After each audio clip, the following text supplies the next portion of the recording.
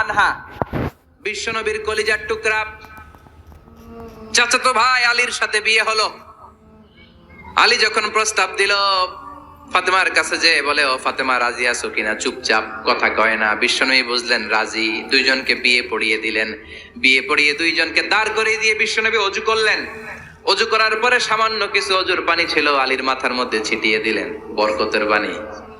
সুবহানাল্লাহ কইবেন না? সুবহানাল্লাহ। অজু করে সাইয়েদনা আলীর মাথার মধ্যে ছিটিয়ে দিলেন আর দোয়া করে দিলেন, বারাকাল্লাহু লাকুমা ওয়া বারাকা আলাইকুমা ওয়া জামাআ বাইনাকুমা ফি খাইর। আল্লাহ তোমাদের দুইজনকে বরকত দিয়ে দাম্পত্য জীবন শুরু করার তৌফিক দান করুক। আবার দোয়া করলেন, আল্লাহুম্মা বারিক লাহুমা ফি বিনাইহিমা, ওদের সম্পর্কে বরকত দেন। ওয়া নাসালিহিমা, শিবলিহিমা, ওদের গর্ভে যে সন্তান আসবে এগুলোর শ্রেষ্ঠ সন্তান বানান। 1 বছরের ব্যবধানে ঘরটাকে আলোকিত করে প্রথম সন্তানের জন্ম হাসান। সুবহানাল্লাহ। হাসান রে বিশ্বনবী এত আদর করেছেন, বিশ্বনবীর কাছ থেকে এত আদর কেউ কোনোদিন পায় নাই। হাসান রে বিশ্বনবী ডাকতেন লুকা। বুখারীর বর্ণনা, শব্দটা কি?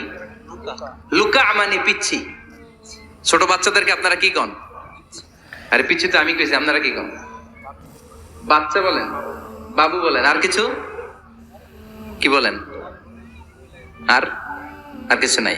তাহলে যে বাবু পিচ্ছি, হ্যাঁ, এই বাবু পিচ্ছি আরবি হচ্ছে লুকা। বিশ্বনবী ফাতেমার ঘরে এসে বলতেন, আইনাল লুকা, পিচ্ছিটা কই রে?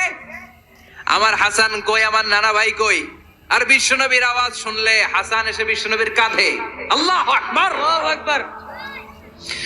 বিশ্বনবী বলতেন, ফাতেমা আমার কলিজার টুকরা, যে ফাতেমারে কষ্ট দেয় সে আমারে কষ্ট দেয়, ফাতেমারে আনন্দ দেয় মানে আমি বিশ্বনবীরে আনন্দ দেয়। এই ফাতেমা সব সময় পর্দায় থাকতেন, দিনের বেলা বেরোতেন না, সারা দিনে টয়লেট করতেন একবার, সেটাও করতেন রাত্রে, যাতে দিনের বেলা কেউ